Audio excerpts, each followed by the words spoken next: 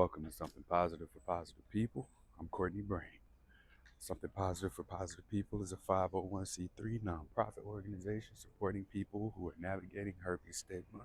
And let me tell y'all this, I just updated the website tremendously.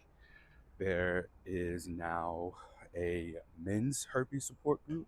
There are, um, if you go there and you're interested in that, like, you'll see a link that directs you to the additional resources for men. This includes some of the stuff that I used to do when I made Self a nonprofit, which was dedicated to men's emotional wellness resources. And those men's emotional wellness resources are now directed on the Something Positive for Positive People website. So if you're looking for men's groups, men's resources, you'll be able to find that um, on the website. So just go to the website. It's going to be super easy to navigate now. My graphic designer who shitted on me recently in a 7-minute voice message, she won't hear this because I don't think she listens to the podcast. But she lit a fire under my ass, and I got all my shit together. So the website is a lot easier to navigate. It'll be much easier to find what it is that you're looking for. I think that we did a real good job of stripping down things. I got really hyped up and excited when I was learning about atomic language, which I'll still use. I'll use that personally, and I'll let my podcast self be where I'm more so speak out loud and practice using that language and exploring that. And then whenever I'm working with my yoga therapy clients, using that framework as it applies to yoga in order to support people and get them to a better place with their diagnosis. And a lot of times, what it is that I will say I do, from support calls to support groups to yoga therapy, is really getting people to understand what their baseline is, the connection, the relationship to the nervous system, and how that expresses itself in behaviors in the body and the mind. And I know a lot of people don't like to use spiritual language, but I believe that the nervous system is a manifestation of the spirit. What dysregulates us, what hypes us up, what slows us down, what makes us feel stagnant and stuck. And everything is about balance. And that's one of the things that I'm learning from yoga therapy, which I'll be done with my training in 2026. So I just went through and I checked in with my instructor to make sure that I was on track to get everything squared away for 2026. So I'll be fully licensed, assuming I pass the test, which there's no reason I shouldn't pass the test. Um, yeah, I'll be fully ready to go come the end of 2026, going into 2027. So, yeah, be on the lookout for that. So, what that means is that there will be more of a connection to yoga in the presentations that I create and talking about like this as a support resource. And I think I might have found the longevity of my career in utilizing yoga practices and yoga therapy specifically as a way of supporting people with their herpes diagnosis, not just to minimize the symptoms of outbreaks or expressions of the virus and transmission, but also how people deal with the stigma, the emotional wellness, the mental health piece. I want to shout out to all my practice clients that let me work with them, and then the clients that decided to stick with me because they found value in it, the ones who've left and come back. So yeah, it's real validating that I'm doing what I'm supposed to be doing. Um, Yesterday, I did a workshop with Project Safe, and this workshop was with shout out to Tara Jones of the Youth Sexpert program. I just found out she was 25. I didn't know she was 25, but she came in with me to Project Safe here in Brooklyn, which is a youth organization that educates people, young people, and they have like young people as ambassadors for their program as well. And the overall goal was to go in and talk about herpes stigma, but in order to meet the requirements for what they needed, there had to be a little bit more expansion on STIs. Like we just had to really touch on it, but I didn't feel comfortable not doing that by myself. So I reached out to her, and I've been seeing her work for a while, and I've wanted to support. But every time that I'd want to do some type of a fundraising thing, the event would just not sell, or I had a lot of stuff that happened in the first half of this year, so I wasn't able to produce what I thought I would. So it was nice to be able to reach out to her and invite her along to present with me and be able to pay her directly for what she brought in, because Lord knows I don't like making presentations. So yeah, between that and uh, conducting the presentation, it was a really good experience. I'm glad that um, Project Safe, reached out and wanted to have me come in and do this. So um, I thought about recording it, but I don't know, that didn't feel right. So what I'll do here then is instead just recap. This will be something that's for more of the health professionals, healthcare providers, therapists, educators. Um, some of the things that consistently come up when it comes to like the stigma minimization training, or how do we eliminate stigma from our vocabulary and from our practices and marketing materials, is the language. Um, a lot of times language is something that people are confused by, and we want to use the information that's out there, the data that exists, but a lot of the data and information that exists, especially regarding herpes and herpes stigma, um, it doesn't make sense and it's inconsistent. If you go to the World Health Organization or the NIH or the CDC, the American Sexual Health Association, you'll see different things. And even if you go to something positive for positive people, like I always tell people, my disclaimer is that the people who take our surveys, the people who we hear from, these are people who are generally not doing well because of their diagnosis. So we're not really able to get a reflection of the entire population of people who have herpes and know that they have herpes, okay? So a lot of what I try and stick to are the psychological, the mental health, the emotional wellness effects, and anything that can be recorded. If they can report the frequency or intensity of their herpes outbreaks, if they can report that information, if they know that they have or have not passed herpes on to a partner, this is the kind of information that we can get, that we can report on, and we can further investigate. Um, but beyond that, like, I don't believe that there's a way for us to quantify transmission rates like accurately, because it does depend on so many things.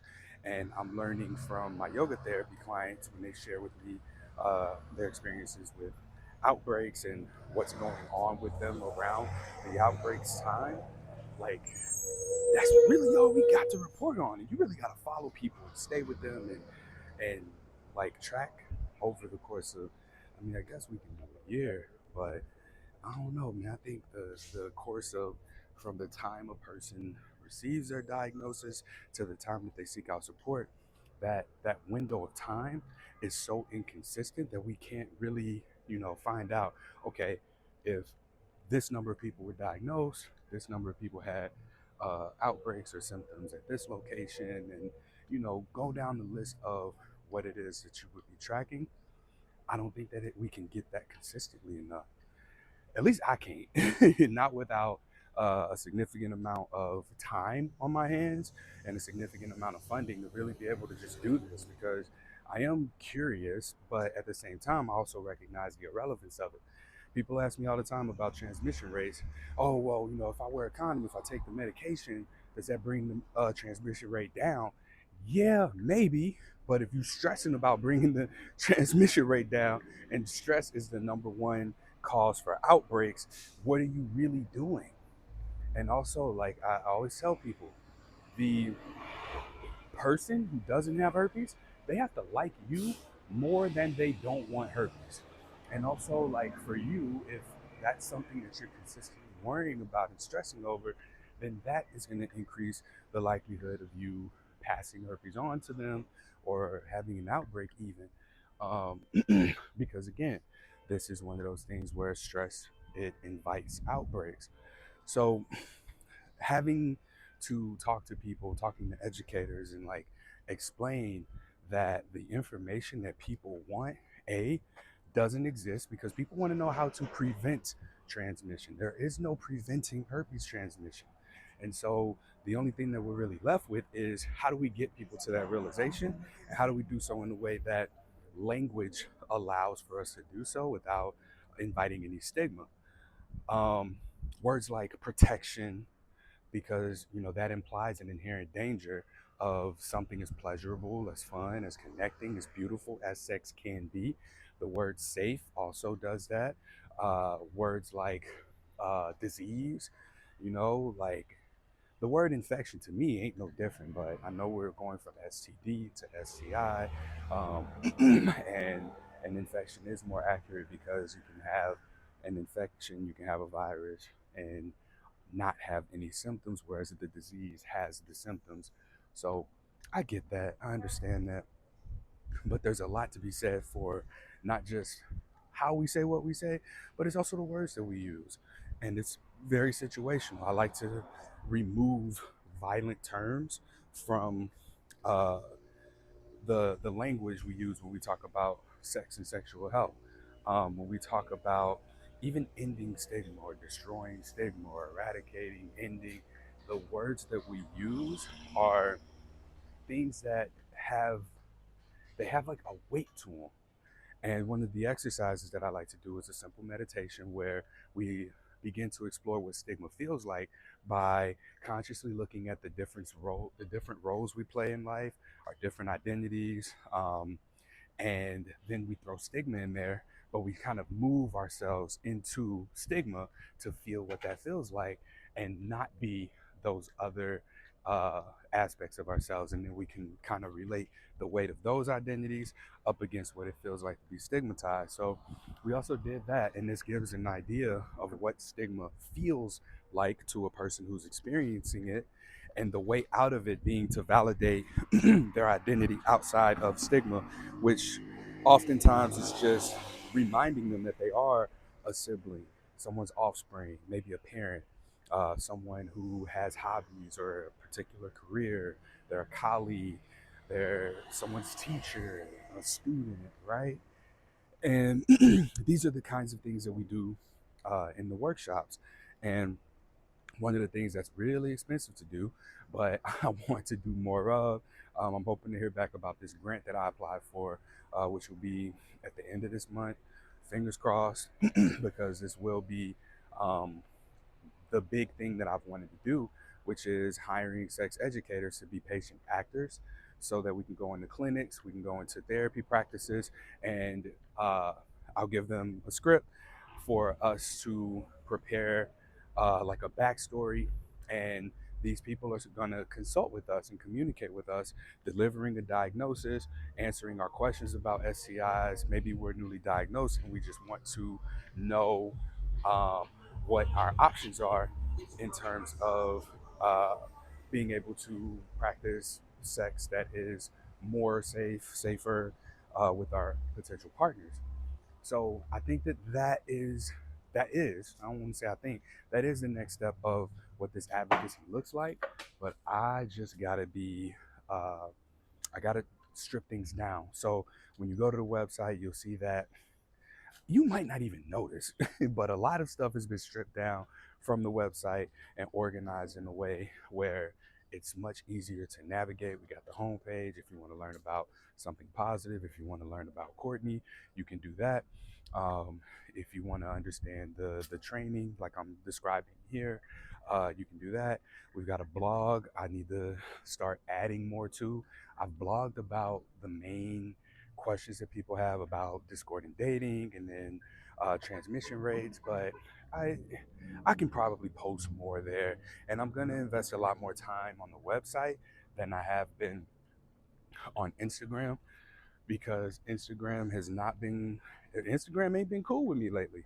I would say even I might have noticed it maybe 2 years ago, but it's been consistently just not aligned. It's not been showing my content to people.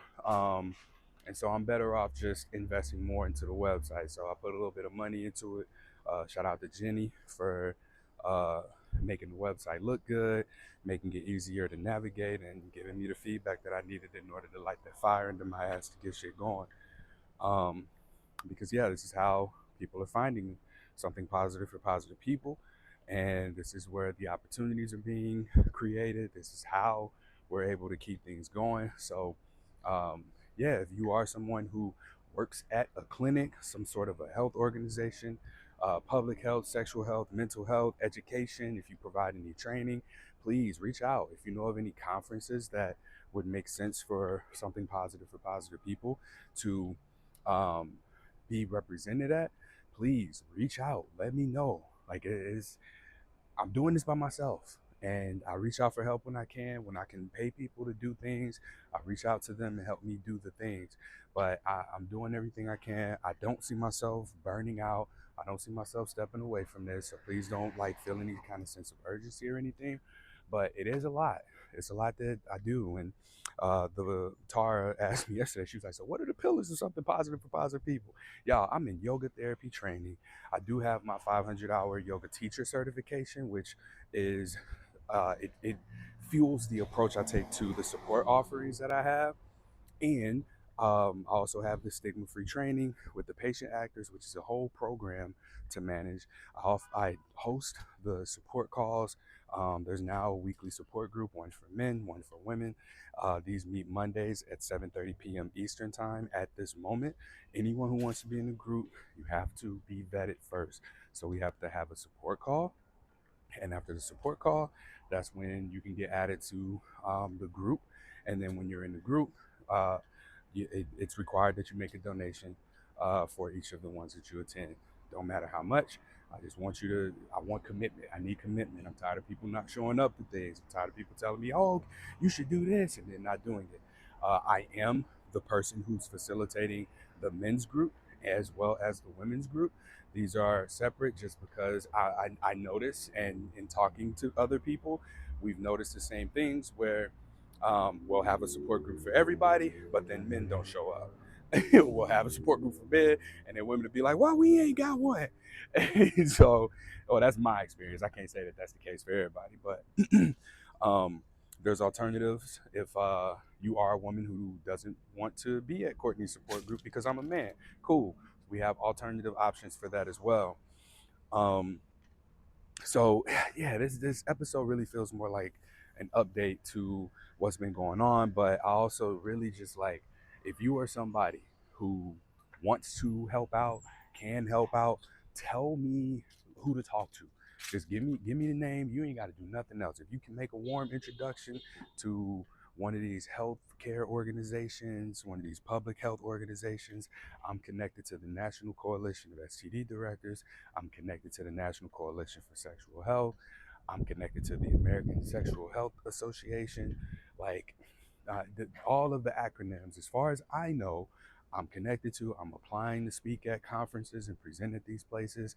I have my first HBCU that I'm talking to, historically black college in Baltimore, coming up next month, and I'm doing more of these things. I'm looking for more of these things because these was keeping the lights on. These are progressing the mission, and the more of those things I do, the less shit that I gotta look for.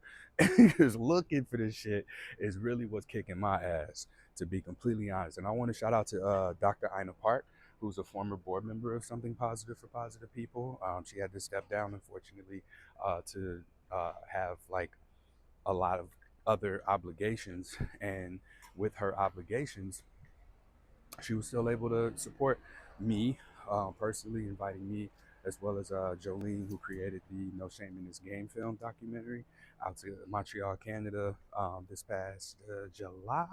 I think it was July. And we got to present, and that's what turned into a couple of really nice opportunities for me. So I'm very fortunate and blessed to have people who do just point me in the directions of things. Shout out to, I think it's Amari, sex ed. She's like a sex education administrator of some sort, admin by Amari on Instagram, who connected me to someone who writes for Cosmo, I want to say. I think it's Cosmo, she said. Um, and giving me the opportunity to share my experience with somebody who's living with herpes. And yeah, this this life of mine is fueled by community. I don't do this shit for money. Like, I need the money, yes. The donations that come in, awesome. The paid opportunities make it a lot more efficient and easy for me because the less I got to worry about, the more of this I can do. So that I got friends who were like, Courtney, yeah, yo, you should do this. This is how you can make more money. Get into the stock market. I honestly don't give a fuck about that. As long as I can, my living expenses are about $1,500 a month. That's it. Like just me, $1,500 a month, and I don't know how the fuck I'm able to do that and a lot of the stuff that I want to do off of $1,500 a month, and I just accredit it to just alignment and being connected to what I perceive as to be God, as to be the universe, whatever language it is that you want to use, quantum mechanics, physics, but in aligning myself with the nature of the flow of what my life experiences and has formed me into, and what's been formed in terms of my personality, my identity. I find that a lot more stuff has been happening just more fluidly for me. So yeah, man, that's it. Like, if y'all know of opportunities, please send them my way, so that I can do more of what I've done yesterday. And I'm getting better at it to where I don't need to bring somebody in with me. I'm used to bringing in people just because I like connecting. Like, connecting is more important to me than how much money I'm getting. I ain't got no problem with splitting whatever the cost, whatever the money coming in is, in order to give somebody else an opportunity to share the spotlight, stage, speaking opportunity, whatever it is. I ain't got no problem with that. So um, that's what I'm looking for. I'm looking for more of these. I'm looking for more of these opportunities. If you find them, if you know them, let me know. All right. And what this includes is um, a lot of just speaking to the lived experiences of people who are struggling with and navigating herpes stigma, teaching people how to talk about it, and the people who are in the educational or clinical settings. How do you talk about this with patients? A lot of people always get like unique questions. There was someone who said someone that they knew had gotten herpes on his foot from like walking around a resort, went to the doctor, and the doctor told him, no, that's herpes. But they were able to freeze it off. I was like, all right, I hear about the like wrestlers getting herpes from the yoga mats, but that didn't sound right to me. So I asked, I was like, you sure it was HSV, not HPV? And then some time went past and she checked and she was like, oh yeah, it was HPV, it was HPV. I was like, cool. So, there's no telling how long this kind of experience, this story can exist and then grow and evolve over time. And then, we think these things. That's really how stigma works. It's oftentimes that we don't have accurate or the right information to be able to call something what it is. So now we've got this ripple effect because the information that I was given is what I'm using and sharing as lived experience, as I'm talking to people, as I'm telling them, oh, hey, this is what I heard. And this is where that cycle of stigma continues. It continues to perpetuate. And it's not intentionally, it's not out of malice, it's just out of not really knowing the most accurate bit of information, or not having all of the information, not having the right information. And a lot of what I'm learning my role is to really like clean that up, to just clean up that space of misinformation and stigmatization, and to do so through my own lived experiences. Like, I ain't got no problem telling the story about how I got herpes, when I got herpes, how I went through that process. And even most recently, I shared my own experience, my story, whatever recent episode that was, and I got some good feedback from that. Just like being real and being honest about what my experience has been, speaking about that 4 years between my diagnosis and then uh, discovering the discovering something positive for positive people, um, or I'm sorry, not something positive, but discovering positive singles and learning that there's this resource out there that, despite how good it is at connecting people with herpes still fuels and perpetuates stigma. And it does so by, I'm shitting on them now because they kicked me off the website and they won't return my email. And I know why they kicked me off. I'm fucking up their money. They ain't making no money off of me because I'm literally telling people, hey, you don't need to only date people with herpes. So y'all can kick rocks. Like I'm over it. I'm done trying to like work with y'all and work together. Y'all ain't got no desire to minimize the impacts of stigma. Like everything y'all doing is just to save face and keep people in this cycle. Like screw y'all. And yeah, I was gonna get back on there for my own selfish intentions. I ain't gonna lie to you, but I was also gonna talk about the usefulness of something positive for positive people. So yeah, that's it. I don't want to come here and just like be bitching about anything, but this is important work to me. This is important to me, and it doesn't even always feel like work. When it's aligned, it just feels like I'm showing up and just being myself. And maybe this is how some of the past influencers have felt throughout history, or the people who've led movements. But like, all I really want to do is just empower people with choice. You can, once you learn that it's a choice of I'm going to continue to be stigmatized and let stigma run my life, or I am not going to, then that's it. That's all I want to do. That's what I feel like my work is to just live in a way that empowers people with choice, to live out loud in such a way that people also feel inspired to live out loud in their own way. And the return on investment in that is, it's I can't put a dollar value to that. I can't. And it's been this nurturing of my own nature that I'm finding. Woo, that thing was scary. These lantern bugs. All right, so there's these things in New York called lantern flies. They're like pretty red. Like when they jump and fly, they're bright red. But apparently they're like an invasive species that like eliminates or endangers some type of trees or something. So people see them and they just maliciously kill them. Whenever I think about that, I think about that episode of Black Mirror where the soldiers like were brainwashed into believing that the people of this culture in these villages were ant people, like aliens and shit.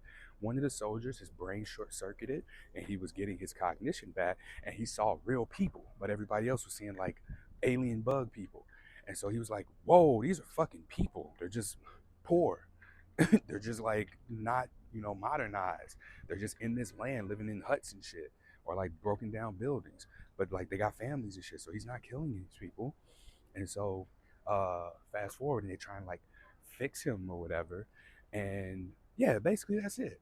So I'm like looking at these things, I'm like, yo, what is this misinformation? Like, have I been given misinformation about uh lantern flies? Because it's never felt right to like kill them. And it scares me how much like adrenaline kicks in people and they feel like rewarded, like they did some good in the world for stomping on these fucking lantern flies. Like, I don't know, bruh. And my whole atomic living language and what I'm learning when you fuse that with yoga is that everything does have a purpose. Even if its purpose is destruction, like even with getting sick, even with getting a parasite, right? It's a sign that something has to change. You have to do something different. So the invitation of things that are seemingly purposeless, illness, disease, disruption of rhythm, that's all it does. It's designed to redirect you to whatever your rhythm is. So I don't know if killing these things is the way that we take care of nature, but something ain't right about it. I'm asking questions, and I shout out to the Black Mirror creator for that episode because it made me look at shit a lot different than I would before. So yeah, I just ask questions. That's it. And a lot of my teaching is it comes from a lens of curiosity. So yeah, if you're somebody who's looking for somebody to come in and talk to your organization about how to be stigma free or how to minimize stigma in your practice or with your patients, your clients, I'm in a much better place than I was several months ago when people were reaching out to me and asking me about this. So I can speak to this a lot better now. Look at this guy. See, there's one right here. Just chilling. Where are you going though? Like, why do you walk on the sidewalk when you see, what are you looking for? Like, what do you see over there? Because then, like, if I try and raise my foot to stomp on it, it jumps.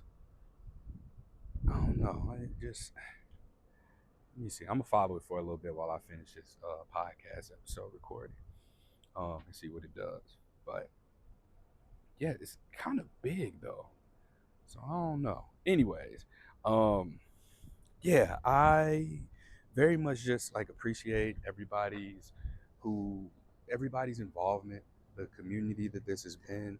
This has really given me a sense of purpose. It's given an outlet for my anger. While I'm not like an angry person, the anger that I have toward suicide, that I have toward um, people not uh, people feeling like they don't have a choice, like that anger that I feel is directed towards something, and it wouldn't be as focused, it wouldn't be as aligned as it is, it wouldn't be what it is had it not been for um, people's willingness to share their experiences with me. So I appreciate y'all. I appreciate the people who come here and you listen to the podcast, you support the podcast. Maybe you reach out for a support call. Maybe you join the support group. Maybe you share the resources. Maybe you introduce me to somebody who later brings me in to speak. And I like I said, I appreciate that. Thank you for that. And I'm doing what I'm doing what I'm supposed to do. Yeah, I feel different. I feel lighter. I feel like I got some personal validation as well from just yesterday and being able to do the presenting that I've done and maintaining the connections, relationships that I have. It's fucking beautiful. It's fucking beautiful. So yeah, presentation yesterday went well. We want more of this. I guess that's it. Like, this don't really feel like a podcast episode. Like, I don't know if I'm like running out of shit to say, which I've thought about before. Like, I'm running out of things to say. So if you're somebody that wants to be interviewed on the podcast and you are ready to share your experience, know that you can do it anonymously. You don't have to be anonymous if you don't want to, but I invite you to talk to me, reach out. Go to spfpp.org/podcast. Scroll down to the guest intake form. Fill that in for me, and we can get things set up to where you can be a guest on the Something Positive for Positive People podcast. I'm looking for people to share their experiences. If you are someone who is living with herpes, if you are someone who is dating someone living with herpes, uh, if you are somebody who works with people living with herpes, any aspect or avenue of um, herpes stigma education, if you got anything to contribute or if you got any input for us, please don't hesitate to reach out. I need guests, or otherwise we're gonna get more of these. I'm gonna just talk about something that's been going on, and that'll be the podcast episode. So if y'all want to see this thing contribute or continue, contribute. All right. Till next time, stay present.